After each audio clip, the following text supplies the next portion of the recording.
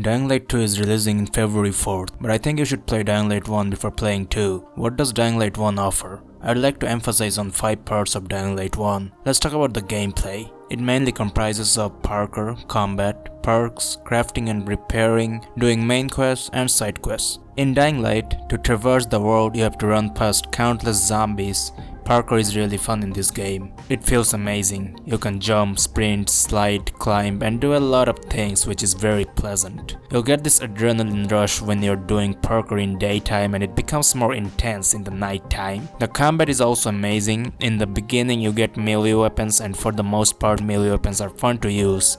They provide a solid combat experience. Getting pistols and rifles takes quite some time in this, but from what I have experienced, the melee weapons are more fun to play around with than using guns. You can craft different items and weapons that can add a lot of variation to the arsenal. The crafting is one of the most important things in Dying Light, so is the perk system. In Dying Light you can unlock different perks to aid you in your gameplay. The perks can be seen in action as you play. These perks are necessary to have a better gameplay than it already is. If I talk about the graphics now, then the graphics is really solid. It doesn't feel like the game was released in 2015. The graphics is still really impressive for a game that was out 7 years ago. If you crank up the graphics to the max settings, then the game looks amazing. The AI of the game is also noteworthy. I've seen a good touch on the AI of the enemies of Dying Light. For example, smart enemies and humans dodging your attacks or blocking it. The enemies are well programmed to let you have an intense gameplay which is not Dark Souls difficulty nor Candy Crush. As far as multiplayer goes, there's a co-op feature which is really well built. Dying Light's co-op matches are still available because a fair amount of players are still playing this game. You can co-op with random teammates or you can also co-op with your friends, which I think is very fun. It's one of the best co-op games out there as well as provides full single player enjoyment. It's without a doubt one of the major reasons you should buy this game in 2022.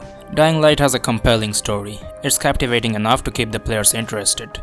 You also get side quests along the main quests. But this is no spoiler video. All I can say is the story is well enough to keep a player continue playing more and more. As I'm now done talking about the 5 important aspects, I'd like to give them my personal rating before moving on. For the gameplay, I'll give it a solid 5 out of 5. Graphics gets a 4.5 out of 5. In the AI section, I'll give it a 4. Multiplayer gets a 4 out of 5. And last but not least, the story gets a 3.5 out of 5. This is all based on my personal experience. Dying Light is just an amazing game to me and a lot of players. So if you ask me if it's still worth buying, I'd highly recommend picking it up. No waiting for discounts. If you have the money to buy it, then just buy it and play it. That pretty much sums up this short review. Share this video with maybe your friends who is thinking about buying Dying Light in 2022, and I hope this video will clear up any confusion they have in their mind. If you want more contents like this, make sure to subscribe to my channel. I'd be happy to reach 2000 subscribers. Thank you for watching and I'll see you in the next one. Peace.